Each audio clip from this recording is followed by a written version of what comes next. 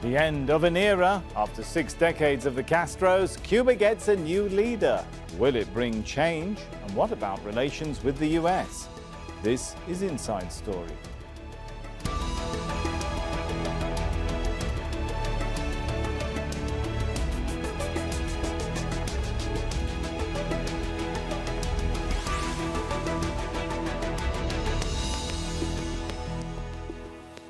Hello and welcome to the show. I'm Sami Zaidan. For the first time in 60 years, Cuba will not have a Castro at the helm. 89-year-old Raul Castro is relinquishing his position as head of the Communist Party. Under the banner of continuity and unity, he says he wants to pass the baton to a younger generation. Raul and his late brother Fidel began their leadership of Cuba after the Communist Revolution in 1959. As he now heads into retirement, Raul leaves the country racked by the economic effects of coronavirus and US sanctions and flickers of dissent. We'll bring in our panel shortly, but first, this report from our Latin America editor, Lucia Newman. Not even the pandemic could prevent Cuba's 8th Communist Party Congress from proceeding exactly as planned. But Raul Castro's confirmation that he was stepping down was nonetheless historic. My task as the first secretary of the Central Committee of the Communist Party of Cuba concludes with the satisfaction of having done my duty and confidence in the future of the fatherland. Nevertheless, speculation that the last of the Castro brothers to rule Cuba might retire from politics entirely was quickly laid to rest. I have reached the meditated conviction not to accept offers of any other top party position, but I will remain in the party as one more revolutionary combatant, making my humble contribution till the end of my days.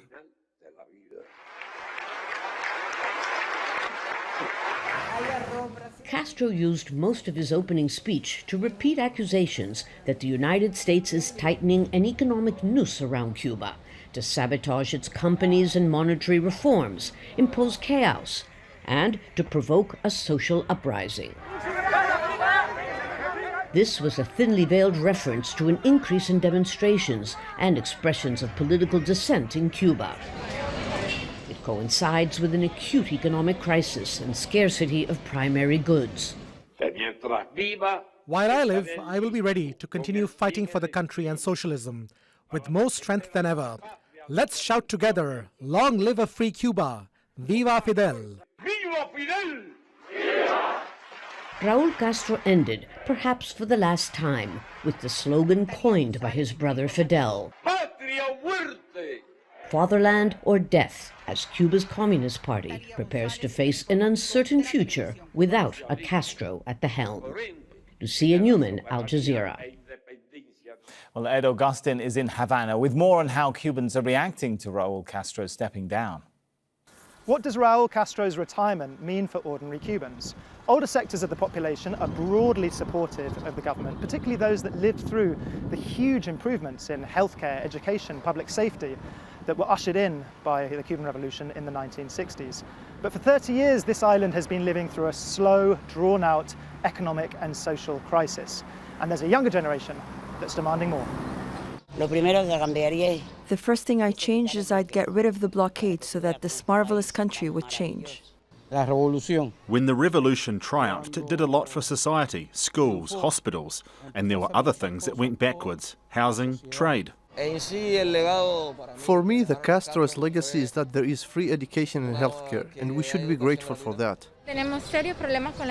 We have serious problems with freedom of expression.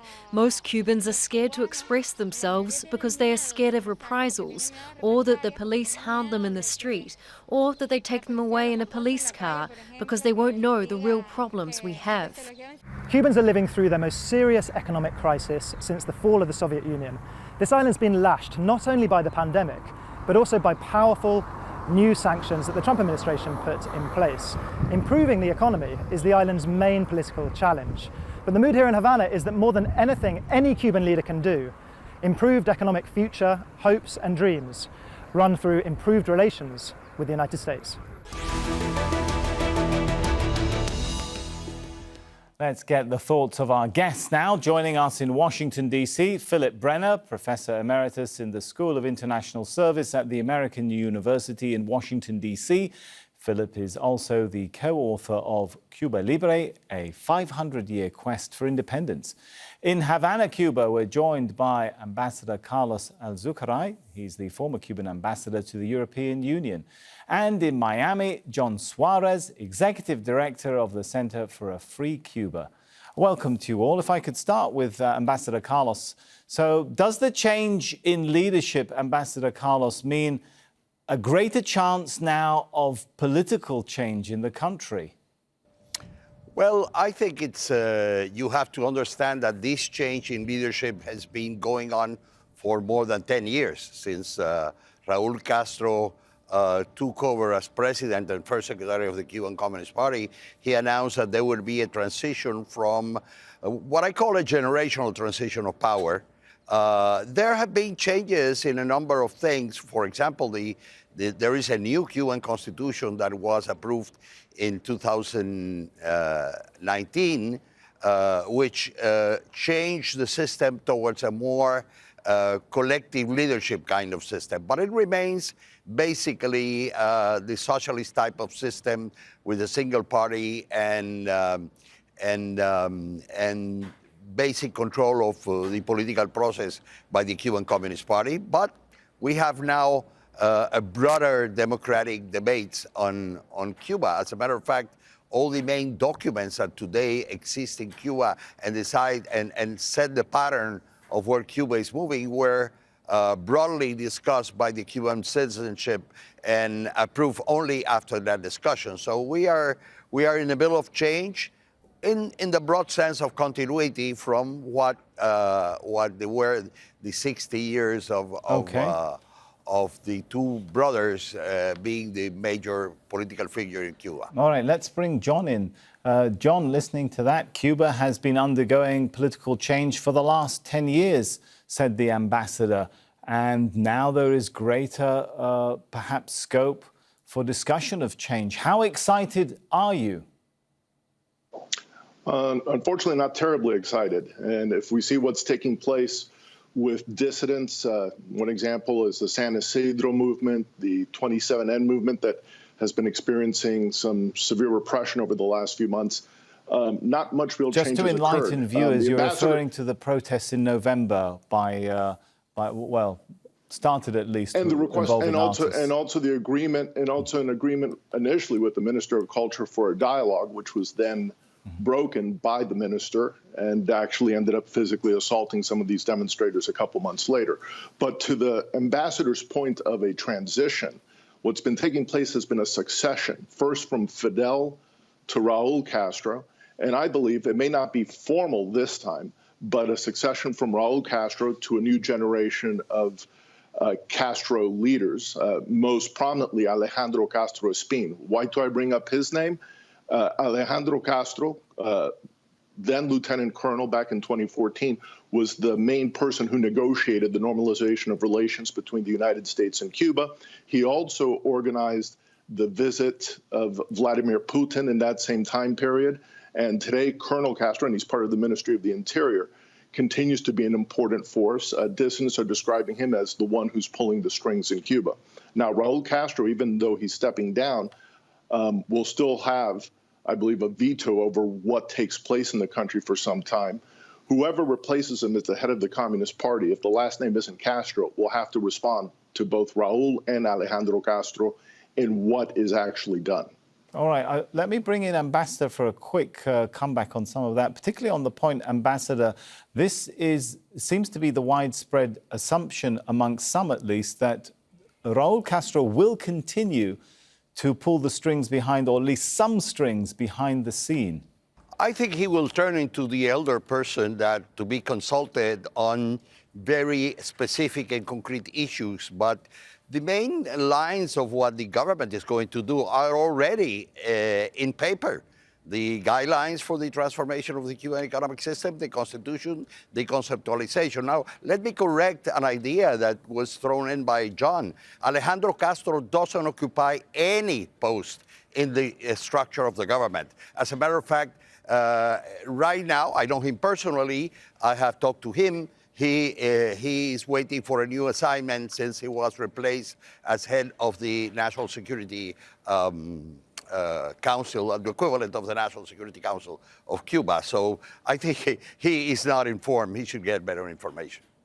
All right, I'll give John a quick, can I give you 10 seconds before I bring Philip in? Yes, very, very quickly. What I said was not formally in a position, but one who exercises power. The fact of the matter is, it wasn't Diaz-Canel or anyone in a high position who negotiated the normalization relations between the United States and Cuba. It was Lieutenant Colonel Alejandro Castro who led those negotiations secretly from 2013 forward with the United States. Okay. So that indicates to me a person in an important position. All right, so I think you've both made some, albeit informally, good points on that one. Let's shift things a little bit and talk perhaps to Philip about Miguel Diaz-Canel. He becomes first secretary of the Communist Party, but he's not an unknown in the world of politics. He is, in fact, the Cuban president. What do we know about his political inclinations, Philip, and where he might stand when it comes to political reform? Well, first, it's very important to recognize that what's going on today and this weekend is a party Congress. And one of the achievements that Raul Castro had was that he worked very assiduously to separate the party from the government. And so Miguel Diaz-Canel was elected president in 2018. And so there will be obvious continuity in the government. The government, in effect, takes its direction from the party, but I think we can make too much of this change in party leadership. So what do we know about Miguel Diaz-Canel? He's an engineer. He was a regional party leader and then was brought to Havana in an effort to rejuvenate the party in Havana, in the central part of the party. And he was Minister of Higher Education and then became vice president, essentially waiting in the wings to become president. As president, he has been somewhat cautious, although there have been some major changes already this year. The long-awaited change in the dual currency has been now implemented. Under Miguel Diaz-Canel, there is this new constitution.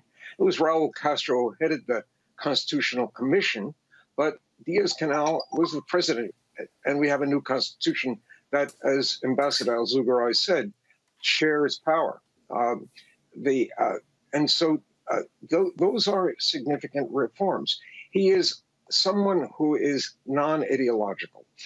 He is someone who tries to do things almost like an engineer, and sometimes that misses the human element. And I think that's the biggest complaint about Miguel Diaz-Canel. He lacks a kind of charisma. He lacks a intuitive understanding of politics. But he's not an ideologue. That's going to be interesting to see then how he's going to relate to a younger generation. Maybe we can take this question back to Ambassador Carlos. We saw protests in November. Do you think that this current leadership is going to be able to manage expectations? Or do you think there's a chance we might see protests emerge once again? Okay, let me answer by this. I think let's not put too much on these demonstrations. They existed. I don't think they were handled as they should have been handled. I have been on the record as criticizing the way that the Ministry of Culture and the Ministry of the Interior handled the demonstrations. But these are not, huge events. They are rather limited events. What you have to focus on is on the thousands of Cubans who are right now fighting the main battle that Cuba has today, which is vanquishing the pandemia, the COVID. That's every country in the world. Cuba is dealing with that.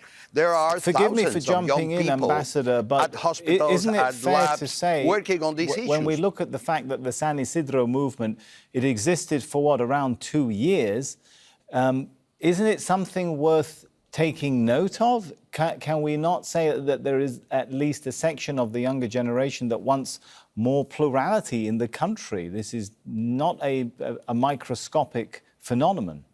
I am not saying it is a microscopic. I am not saying that there have not been wrong reactions to the diversity of Cuba. What I'm pointing out is that exactly that Cuba is diverse. It's not the question of the government confronting San Isidro or the 27N. There are many other actors. As a matter of fact, for example, when 27N happened, about 300, 500 intellectuals joined at the demonstration, at the manifestation in front of the Ministry of Culture. When they tried the same thing again in January, simply nobody appeared because they didn't have the reason to appear, because there have been a parallel discussion of which, for example, I have been part, in which we are discussing these issues. So on the other hand, you have all the people who are working to make the pandemia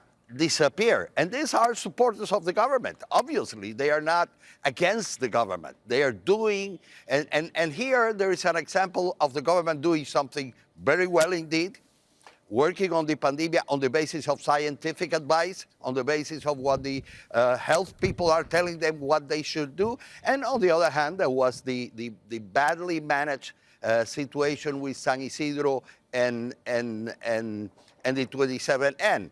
Okay. This is not two sides confronting each other. This is a many-sided political situation in which everybody is putting something in. Okay, let me bring John into the discussion for your perspective on this point. How easy is it going to be to keep power centered within the Communist Party when the leader no longer has the revolutionary credentials, that legend status of the Castros?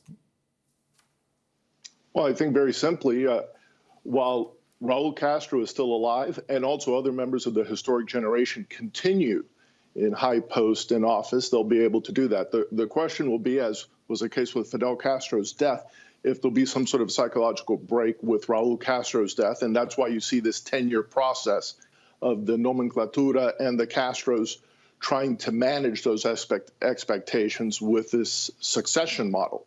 But I'd like to return very quickly to what the ambassador was saying about the pandemic, and specifically the fact that there are questions throughout the past 30, 40 years of how the Cuban government has responded to past epidemics, covering them up, locking up doctors like Dr. Desi Mendoza back in 97, 98, who warned about a dengue epidemic when people were dying. We also saw that there was a lack of reporting during a Zika epidemic in 2016, 2017. And we're receiving reports now that the situation in Cuba with regards to COVID-19 is much worse than what has been reported with official numbers. I think everyone is concerned about defeating COVID-19 globally and also within Cuba.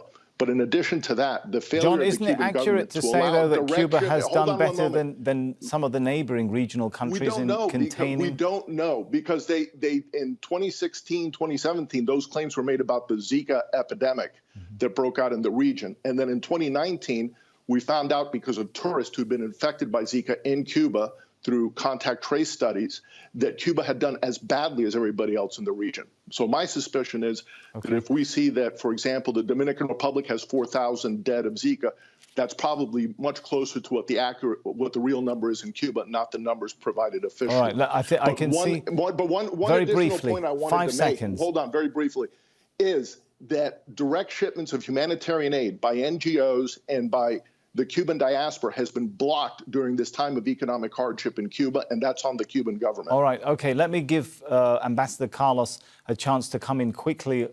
There you go, sir. Please, in 30 seconds, if you want to come back in on some of those points before we move to Philip.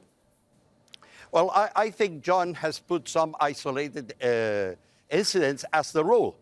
You know, I live in Cuba. Every morning at 9 o'clock, I watch television because the head of epidemiology at the Ministry of Public Health gives a broad information of what's happening. How many cases, where are the cases, where are the main incidents, what the government is doing. Every day, the working group of the Council of Ministers handling this meets, and it's shown on television. How do they discuss with the governors of the provinces? So, there is broad information. The international community. All right. And here, John is confusing what is said in Miami, what the American government does. The American government has really increased the embargo, the sanctions during the pandemic. That should be condemned, even by Cuban Americans in Miami. Okay, all right, you've made a good point, Ambassador. It's not the Cuban government we will come back to you. Stop aid. Well, thank you. We need to move on. Let me try and bring Philip into the discussion and ask the question, whatever happens, well, first of all, Philip, I saw you were shaking your head. Do you want to get in on some of what was said there before we move on? Well, I agree with Ambassador Zugaray. That John is taking a few incidents. Every government understates the response to COVID, sometimes intentionally, sometimes unintentionally. There is no evidence that Cuba is deliberately hiding what's going on. And in fact, they have an extraordinary record in this case of protecting people. And they've developed a vaccine that looks like it may be helpful to the rest of the world. Okay, we must absolutely now move on. 10 seconds, John. John, I'll give you 10 seconds. Go. Dengue, and they have done this with Zika, they've done this with dengue, they've done this with cholera in 98, in 2012, and in 2016, 2017, in terms of underreporting or all right, you made your point, John. Doctors from speaking out. All right, you made your point. We must move on to talk about economics. Philip, whatever happens with politics, is it fair to say economic reform must absolutely be stepped up by Diaz-Canel? The economy contracted 11% in 2020. So Cuba's largest problem is that it doesn't export enough. It doesn't have a way of bringing in hard currency, which is what you need in order to be able to buy on the international market. Cuba imports 2/3 of its food. That's crazy. Now, for an agricultural country surrounded by fish and water, it should not be importing that much food. But at this point, it needs to find ways of getting hard currency, not only to change its agricultural system, but to import food. And so it's trying to do that. It's trying to open up more to foreign investment. Ending the dual currency will encourage that. It's now allowing Cuban Americans to invest directly in Cuba. We've got a minute left now. Sorry, Philip. Let me try and give the final minute then to the ambassador and ask this question. Does Cuba have an alternative to widening the scope for private business and capitalism if it needs, as Philip said, more foreign investment? It has. It has a model that was approved over the last 10 years. The main problem has been implementation of the model, because there has been a lot of resistance. Can it stay faithful to communism if it's widening up to capitalism? It's going towards what most of the world has, which is a mixed economy. Here, that I think is the main problem with certain parts of the Cuban establishment. They think of socialism as only a state-owned economy, whereas what other experiments in China, Vietnam demonstrate that you have to go to a mixed economy. There is a lot of apprehension and knowledge of the risk of what it would be to open up the private sector, allow investment, allow private investment by Cuban Americans, which was something that was decided recently. But there is this resistance from the bureaucracy and this resistance from the party ideologues on going forward as it has been approved. Raul Castro said it himself yesterday. I'm afraid he has been insisting on that. And this is the problem we have. All right, I'm afraid we are out of time. So this has been a really interesting discussion. I wish we had more time, but we do need to thank all of our guests at this point and look forward perhaps to continuing this in another show. Let's thank Philip Brenner, Carlos Alzugaray, and John Suarez. And thank you for watching. You can see the show again anytime by visiting our website, aljazeera.com. For further discussion, head over to our Facebook page. That's facebook.com/AJ Inside Story. You can also join the conversation on Twitter. Our handle there is @AJ Inside Story. From me, Sami Zaidan, and the whole team here, for now, it's goodbye.